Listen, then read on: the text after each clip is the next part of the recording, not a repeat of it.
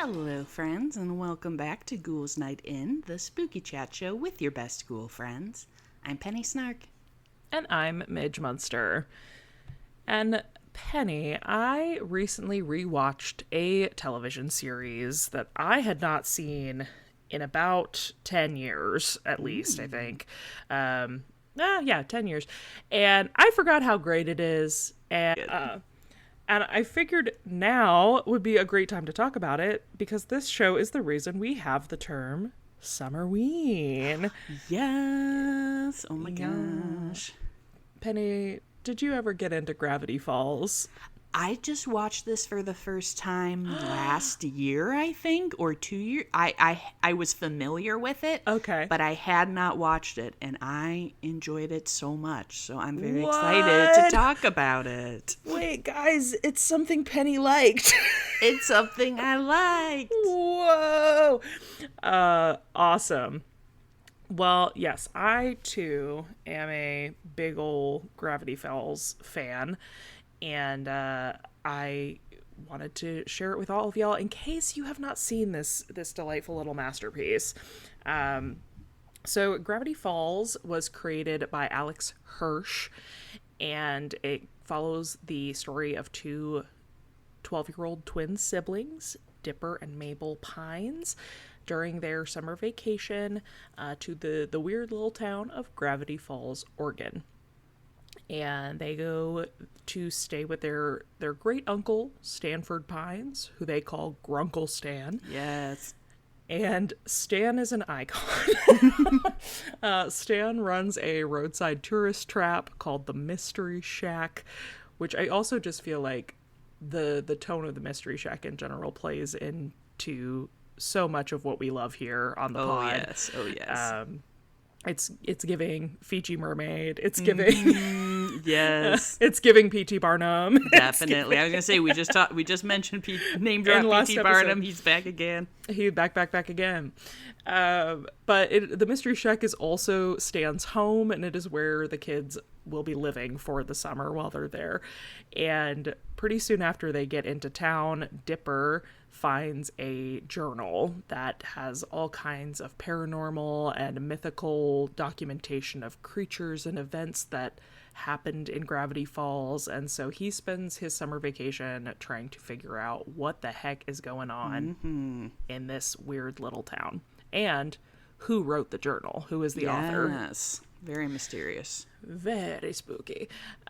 So if you're like me, one of my favorite genres of anything is little town where nothing is quite what it seems. It's a classic. Yeah, I was a big Eureka fangirly. I was big, I love this genre. And so if you too love this genre, this show is made for you specifically. And if you like this podcast, this show is made for you. There's like so many cryptid illusions. There's also like one of the things that this show was known for is that they used a lot of hidden codes and ciphers and backwards messages and things within the show itself so that it was interactive and the audience could try to kind of solve the Gravity Falls mysteries along with Dipper and Mabel throughout the show. Just a lot of fun.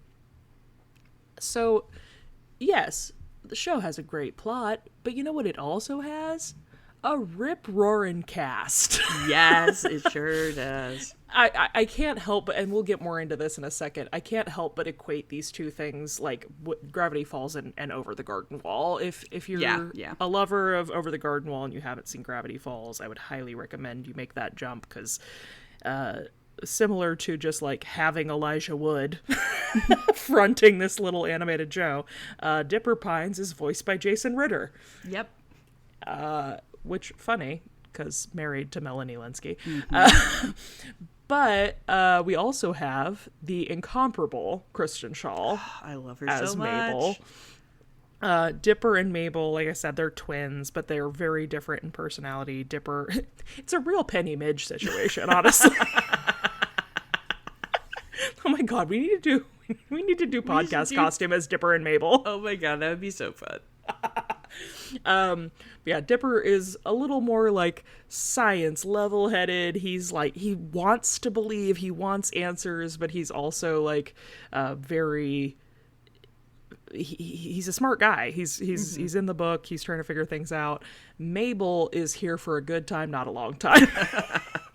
Her kind of shtick is that she's always wearing some kind of insane sweater, and she has a pet pig, and she's just goofing and spending most of her summer chasing crushes on boys, and she also keeps getting entangled in these wild and weird situations that Dipper has to kind of come in and be like, hey sis, pretty sure your boyfriend's a merman. Don't you hate when that happens? The worst. So they're a very fun duo. Like I said, Grunkle Stan, who owns the Mystery Shack, is also a blast of a character, and he is voiced by the creator, Alex Hirsch. But Alex also does several voices in this show, which is kind of a cool thing. He also voices the recurring character Seuss, which is Jesus Ramirez, is the young man who works at the Mystery Shack as kind of the handyman around, and helps out the kids a lot with their shenanigans. And Alex also voices a later recurring character, the demon Bill Cipher, who becomes a really important part of the Bill. So that he becomes really important later. I won't get too much into that in case you haven't seen the show, but very, very diverse voice work happening here. Three very different characters. So good work, Alex. And then last but certainly not least, what really got me the first time I watched this is we have a young woman named Wendy working at the Mystery Shack who is like 15. She's Dipper's unrequited crush, and she's very cool, and she is voiced by the one and only Linda Cardellini. So cool. One thing about me, if Linda's there, I'm all in. I'm sorry for a sidetrack, but no. Like 2 nights ago, I watched Scooby-Doo, and I was like, hell yeah, Linda Cardellini. And then I put on a random crappy movie last night, and she was in that too. And I was like, Linda, what you doing here? What movie do you remember? It was The Lazarus Project. Oh, yep. Linda. Yeah, she's everything. The first time I watched this, Wendy came on screen in 5 seconds, and I was like, is that Linda Cardellini? Is that my wife? So great cast, lots of other fun guest characters. J.K. Simmons becomes a pretty big part later in the show as well. Just lots of great things happening there. So Gravity Falls, how do we get here? The show ran from 2012 to 2016. Which is odd, because if you've seen this show, you know it only had 2 seasons. With a total of 40 episodes, because Disney at the time was like, we only do 20 episode shows, or 20 episode seasons of shows. So yeah, 2 full seasons, but it somehow ran for like 4 years. Yeah, definitely a victim of network fuckery. Yeah. Though I will say, I do truly believe that the best shows only have like 2 to 3 seasons. It's true. It's true. So in a weird way, what happened here did kind of help Gravity Falls, ? But before he starts working on this show, Alex Hirsch graduated from the California Institute of the Arts, and he was hired on to Cartoon Network as a writer and storyboard artist for the show, The Marvelous Misadventures of Flapjack, if y'all remember Flapjack. And then with that project, he actually was paired up with Pendleton Ward, who created another genre favorite, Adventure Time. Yes. So he's working with he's rubbing elbows with the right people, for sure. And during his time at the Institute, he makes an 11-minute short, like low-budget short, that pitches the idea for Gravity Falls. And that is then when that's what he takes when he goes to Disney eventually. He goes over to Disney to work on a show called Fish Hooks. I don't remember this show at all. I don't remember this. But it's while he's over there during his time at Disney that he gets the opportunity to pitch Gravity Falls, and it gets greenlit pretty immediately. And he gets the idea for this because it's pretty funny. Like, he's like, yeah, I had some real life inspiration. Okay, Alex is a twin. Him and his sister actually, like, you know, roadside traveled through their youth, and that was a big part of it. He bases this on a lot of like roadside attractions they saw. He specifically quotes there's a town called Boring that they always like made fun of, and like, oh, nothing ever happens in Boring. And Grunkle Stan is based on their grandfather. I'll give you one guess what his name is. Stan? It's Stan. It's Stan. Stan. But he was a teller of tall tales, and they never quite knew what they could or couldn't, you know, believe from their grandfather. And so he takes a lot of this real life inspiration and puts it into the show, which I think is probably what makes the show so good, because it does have this really sincere quality about it, even though everything that's going on around it is silly goofy. It has a very strong heart. A really strong heart, and the relationship between, like, the sibling relationship with Dipper and Mabel is, to me, one of the best sibling relationships I've seen portrayed on screen. But so Alex Hirsch originally had what he thought was going to be a 2 to 3 season arc for the show. He knew it wasn't going to be like a long runner. He's like, I have a clear direction that I want it to go. I know where the story ends. But after the first season, because again, Disney is like, we do 20 episode orders. After the first season, Hirsch is kind of like, you know what? Actually, I think I'm done. Yeah. He was going to leave it on the cliffhanger of season 1 and was like, that would be crazy. I know. That would be crazy. Like, I think I'm good. And there are 2 things that happen that convince him to keep going. One is that once the show starts releasing, it hits huge commercial success. Excessive success almost immediately. And then the second thing is that there are 2 people who come to him and are like, you gotta keep going. One of whom is Jon Stewart, because his kids loved the show, and Jon was like, please, you gotta keep making it. But the other person is Patrick McHale, who is the creator of Over the Garden Wall. And he is like, you can't leave it on a cliffhanger, dude. You've got a great story. Like, you got to keep going. And so Hirsch comes back to Disney and is like, okay, I think I've got 10 episodes in me. And they're like, too bad. We need 20. We need 20. Yeah. So he does finish a second 20 episode. I will say, as a lover of this show, you do feel it in the second season that there's like, yeah, that's fair. It's more than was intended. Yeah, it's a little bit less like, I don't know, intentional. It feels maybe some episodes, not all.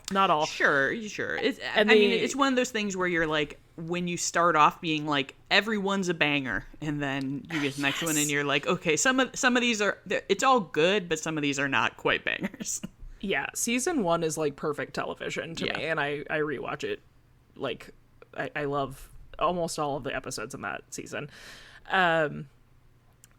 But anyway, point being, I was like, man, animation.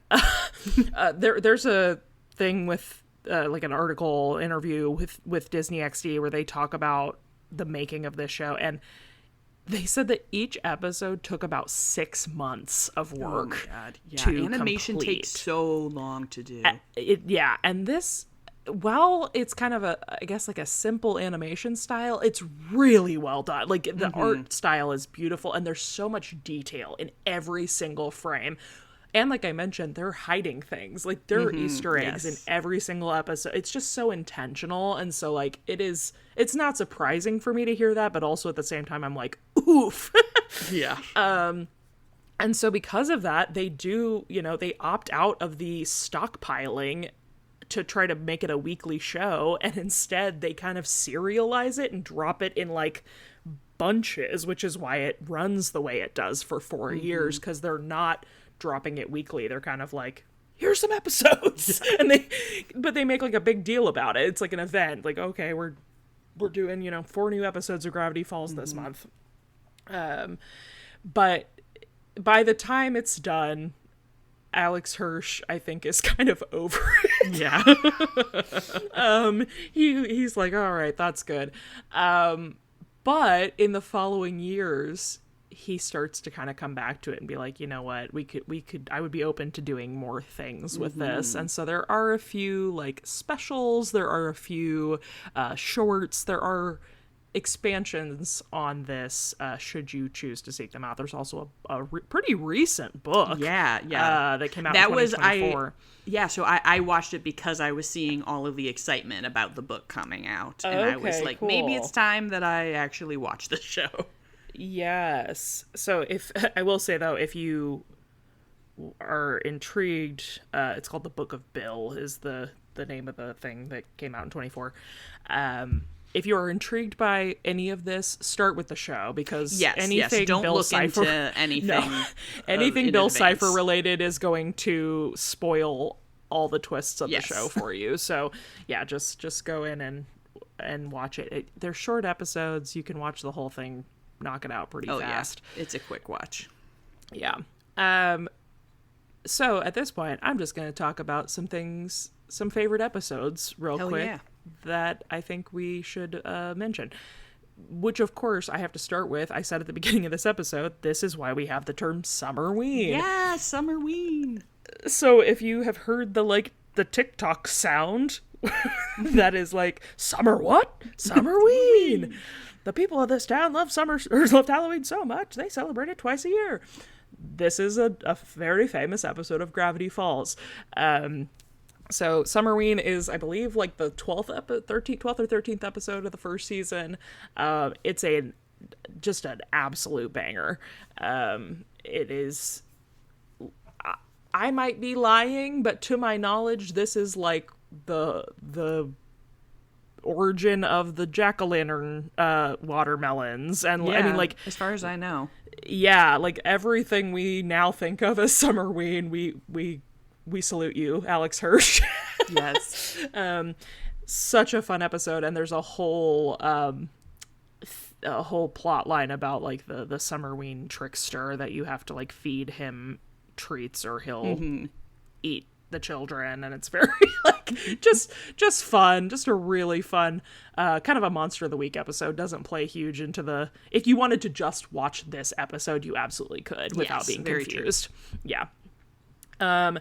But some of my other personal favorites include the Wax Figures episode entitled Headhunters. I like that one. We have obviously gone into wax museums here before on the pod, and this is a really fun, like, cursed wax museum episode with a lot of, like, very weird, specific cultural references that are very funny.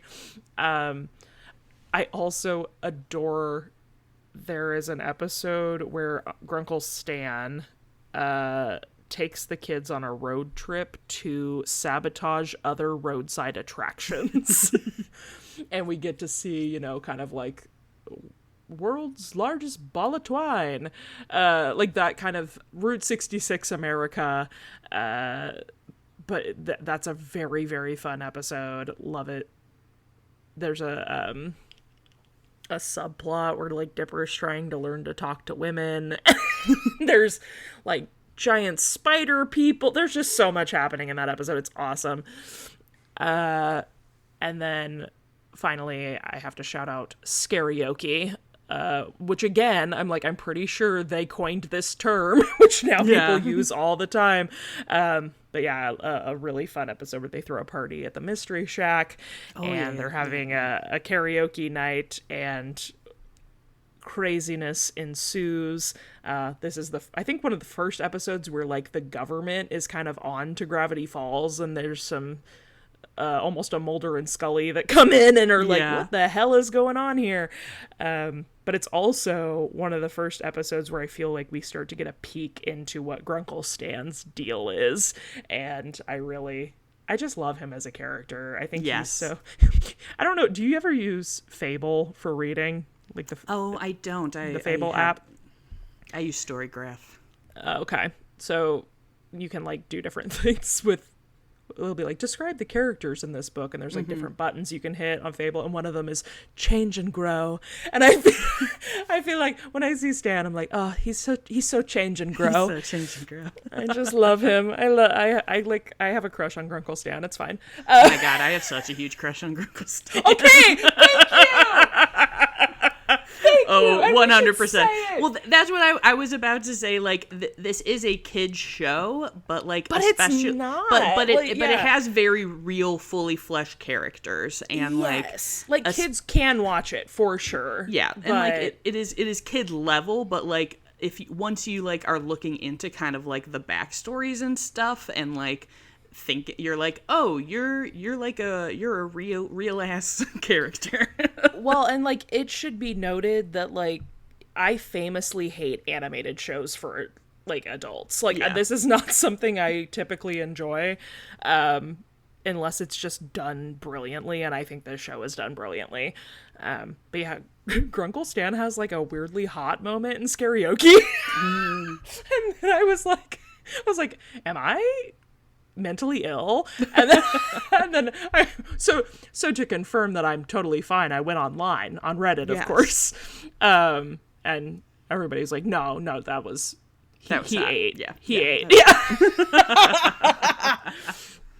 I also, for your sake and my sake, but like I wanted to point out that we also get the episode where they play the game called Dungeons, and More Dungeons. Yes, I love that.